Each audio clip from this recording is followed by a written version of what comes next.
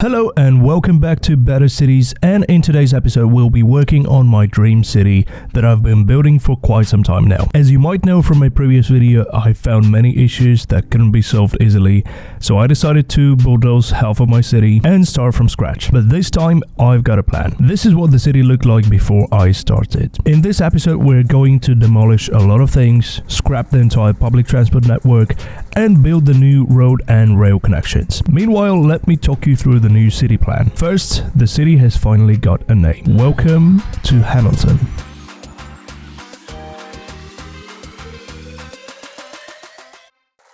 I've decided to divide the city into districts, each having a specialization and acting like a small city of its own. Something similar to London's boroughs and Tokyo's wards. At the heart of the city we have, well, the city of Hamilton. This is going to be a historical walled city from medieval times and the old city center. The CBD is not going anywhere, it's still on a reclaimed land island right next to the old city center. I've also adjusted the canal network of camera.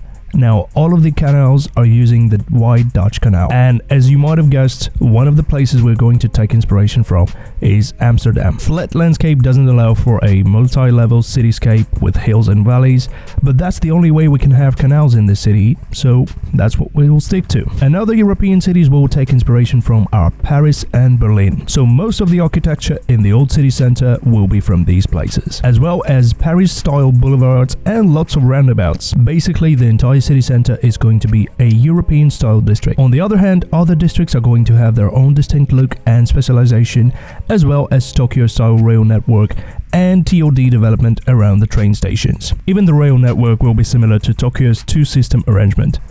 We will have two separate networks with transfer stations. One is going to be completely overground or elevated, the other one will go both over and underground. To make room for the new development, I demolished a lot of things. And as it turns out, the further you go, the harder it is to stop. I decided to keep a couple of areas I really like, but apart from that, most of the things are going to get bulldozed. As you can see from the plan, there is one international airport connected to one of the metro networks, two transit hubs, one cargo processing station and one cargo harbor. We also have a passenger harbor, but I might move it to a different place. Most of the government is in the old city center. There is also an area designated to art and culture, leisure and entertainment districts, tourism district, innovation center, campus area for 2 or 3 universities, and an area that will later become the Olympic Center. The parks and green space will stay, although they might slightly shrink in size. The plan is not 100% accurate and not that rich in details, but generally speaking, dark green areas are where most of the high density residential will be.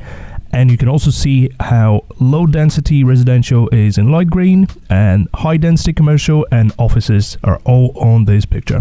Highway and road network redesign is part of the new plan, and since some of the original destinations don't exist anymore, it makes perfect sense to start from scratch. And this is also a great opportunity to introduce a proper road hierarchy to the city and plan for the entire city, not for one street at a time. Roundabouts are going to be all over the place, just like you would see in France, but what we're not going to take from France is the traffic rules for the roundabout.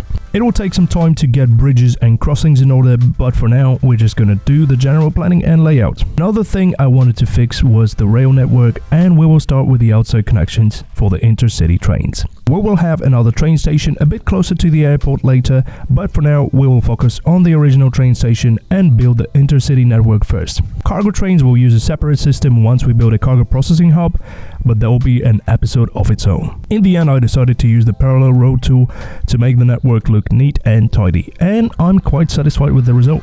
The good news is, after bulldozing so many things and removing the access trees and props, the FPS improved significantly. So the tip of the day is, want to have good FPS? Bulldoze half of your city.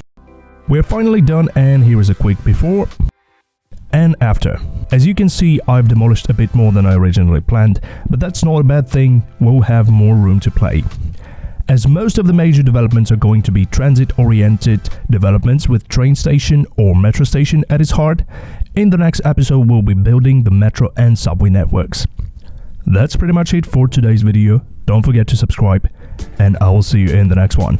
Bye bye.